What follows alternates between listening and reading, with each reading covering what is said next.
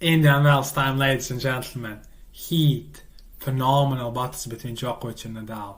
Federer's dominance throughout the 2000s. Then Novak's dominance throughout the last decade. And just one of the few associations that come to my mind when it comes to this tournament. In this video, I'm here to dig deep into a topic and tell you something about the history. Who founded the tournament, when, why, etc, etc. Before I start, I want to invite you to subscribe to my channel if it's your first time here. The button is in the right bottom corner, and I'm here to invite you to like my videos if you actually like the content. Before I start telling you about the tournament itself, I'm going to tell you something about the place Indian Wells. It is located in Riverside County in California, just 200 kilometers away from Los Angeles, and it has a population of 4,800 people.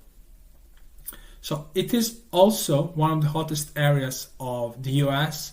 The average highest temperature in July and August, which are the hottest months in a year, is 42 to 45 degrees, which is very, very hot, much hotter than big majority of African countries, guys.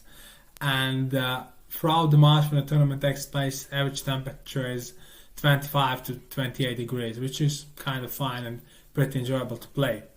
Speaking about the tournament itself, it is outdoor hard, the court, the surface is called FlexiPave, and it is one of the slowest hard court tournaments, and it is the surface that is very enjoyable to watch in my eyes because of the fact that rallies are very moderate, and you can see the proper tennis and the way players can constitute the points, so it's not super fast like Basel, Dubai or some grass court tournaments, and it's not annoyingly slow like Monte Carlo and some other clay court tournament.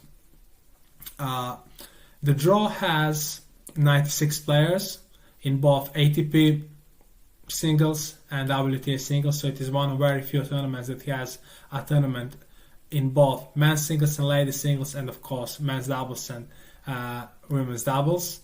So it got founded by two former ATP players, Charlie Pasarell and Randy Moore, in 1974 in Tucson, Arizona, and it stayed there for 2 years. Then it moved to California, and it stayed in one town called Rancho Mirage for 5 years. Then it moved to another town called La Quinta, and it stayed there for the next 6 years. It eventually arrived in Indian Wells, and they decided to make some wonderful tennis facility with luxurious hotel resort, and apparently the idea went well, and they built some phenomenal tournament in Indian Wells Tennis Garden. That whole complex has the second biggest stadium just after Arthur Ashe. The capacity of the stadium is just a bit more than 10,000 people.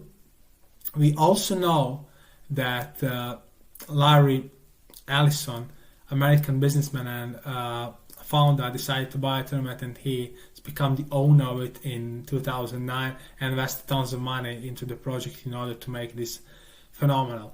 It is the most attended tournament, not including Grand Slam tournaments, and in 2019 it broke a record because of the fact that just above 475,000 people attended the tournament, which is a phenomenal number of visitors. So what else I want to tell you here about the tournament and whole story? I want to tell you just some trivia. So there is no woman who won the tournament more than twice. 9 of them won it on 2 different occasions.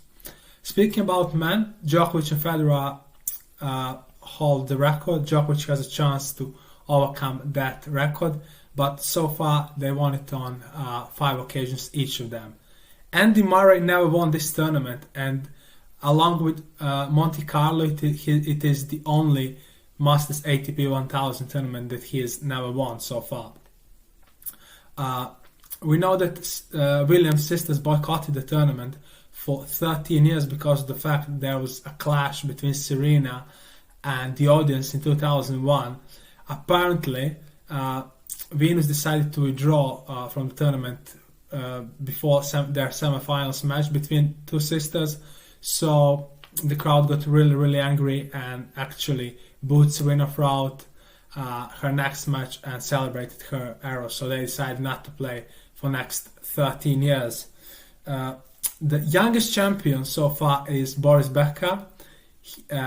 His first title took place in 1987 when Djokovic actually got born. He was just 19 years and 2 months old, and Federer is the oldest champion so far. He won tournament in 2017 and he was 35 years and 8 months old. By the way, this is another record Djokovic is trying to catch and break here, and yeah, I wish him luck. I hope he will do it. He will succeed to do it because I'm his massive fan. So that's all about this video, guys. I hope you enjoyed it. I hope I've started doing something new speaking about tennis content. I'm very willing to do the same thing when it comes to a few other tournaments. So once again, share my video, subscribe to my channel, and like the content if it is actually likable for you. See you in the next one. Cheers.